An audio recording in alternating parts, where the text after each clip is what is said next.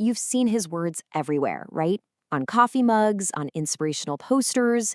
You hear them at weddings. For millions of people, the 13th century poet Rumi is basically the global patron saint of love and spiritual yearning. And quotes like this one, I mean, they're so simple, but so profound. They've made him one of the most popular and best-selling poets in the entire world today. His words just seem to cut across all time and culture. What if the universal poet of love that we all know was also a deeply traditional Islamic scholar? Let's peel back the layers of the legend, because the real man is actually far more complex and way more fascinating than the myth. To really understand Rumi the mystic, we first have to go back in time and meet Jalal al-Din Rumi the scholar, a man who was shaped by the incredible intellectual and spiritual world of the 13th century. So, imagine this place, Balkh, in modern-day Afghanistan. It wasn't some quiet town. It was this vibrant crossroads of civilization, a bustling hub where Islamic sciences, Persian philosophy, and theology were all being debated in these huge schools and mosques. It was a city of the mind. And Rumi was born right into the scholarly elite. His father was a giant in the field, a famous preacher, a major religious authority. So from the day he was born, Rumi was basically groomed to follow in those footsteps. He was destined for a life of learning and religious leadership. But then, that whole world gets violently turned upside down. The Mongol invasion sends this shockwave across Asia, forcing Rumi's family to flee.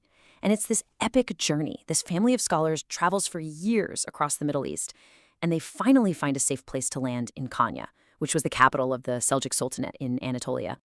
And you know what? In Konya, Rumi fulfilled his destiny. He became everything he was trained to be, a highly respected professor with his own students, a legal expert, a master of religious doctrine. His life was defined by structure, by logic, and the careful study of sacred texts. But this very carefully constructed world, this world of scholarship, of rules, and of reason, was about to be turned completely on its head by one single electrifying encounter. And then this guy shows up. He was a mysterious figure, a wandering dervish whose spiritual fire was just brilliant and totally unpredictable. Shams was the catalyst who would ignite a revolution in Rumi's soul and change his life, literally, forever. Rumi, the esteemed professor, just abandoned his lecture hall to have these intense spiritual conversations with this stranger. Shams introduced him to a totally different kind of knowledge, one that you experience directly, a truth that just shattered all of his intellectual certainties. So what was this radical new path? Well, to really get Rumi's transformation, we need to understand these two powerful forces he was caught between, one called kalam and the other Tasawwuf. This slide right here pretty much maps out Rumi's entire inner journey. He was a master of kalam, the path of the mind, which is a respected Islamic tradition that uses serious logic to build a rational case for faith. But Shams opened the door to Tasawwuf, or Sufism, the path of the heart. You could say kalam is like meticulously drawing a map of the ocean, while Sufism is learning how to swim. Now, this is really crucial to understand. Sufism isn't some separate branch of Islam. It is the internal spiritual dimension of the faith.